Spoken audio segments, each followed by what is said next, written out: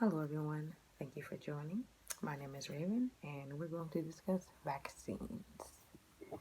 So, given the current situation, I'm sure many of you have heard of the talk of a new coronavirus vaccine. Though there hasn't been any vaccine created yet, there's already talk of the government mandating this for the general public.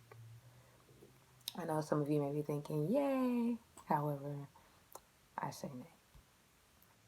So, as of right now, in the United States, every state requires children to be up to date with their shot record, meaning they must have every shot currently needed for their vaccine schedule in order to attend public school and or daycare.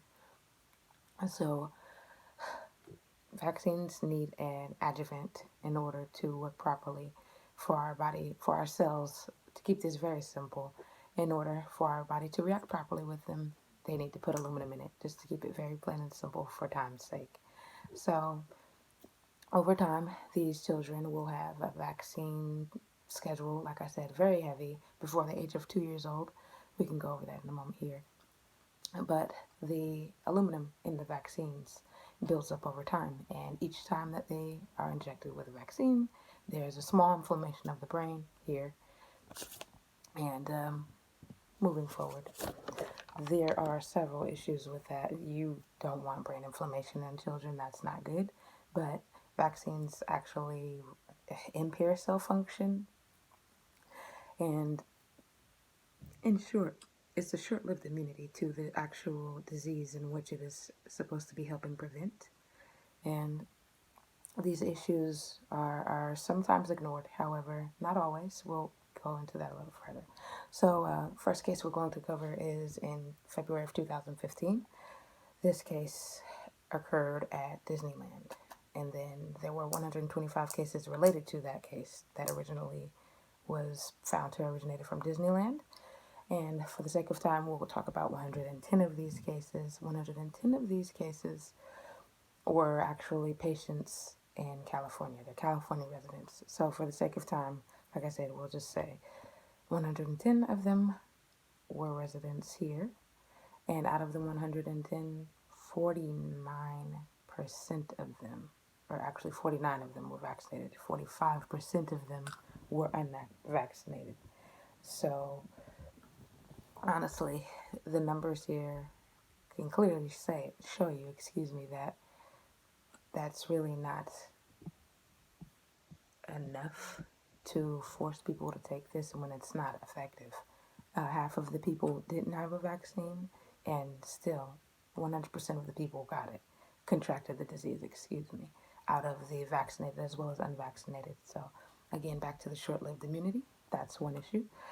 Secondly, children, since the vaccine schedule gets heavier and heavier each year, many children have been harmed each year, actually, starting in 1986. They actually had to, when I say they, the government created the National Childhood Vaccine Injury Act with another organization called the VIP, the Vaccine Injury Program, I believe.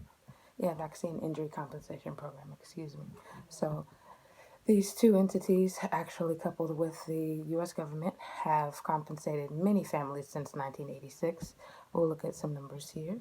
So just from 2006 to 2018, 3.7 billion doses of vaccines were distributed in the United States.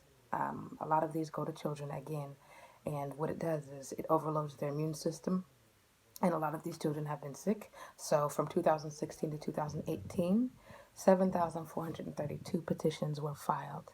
Out of the 7,432 petitions, 5,199 of them were actually compensated. These are just the people who spoke up about the issue. So that's one thing. That is a total of 69.95%, and that number is very large. So we can't have our children getting hurt.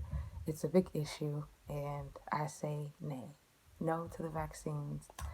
It's your choice, absolutely, but God gave us rights. And 1 Peter chapter 2, verse 16 says, live in freedom, but also do not use your freedom to cover up evil. So please, don't be evil.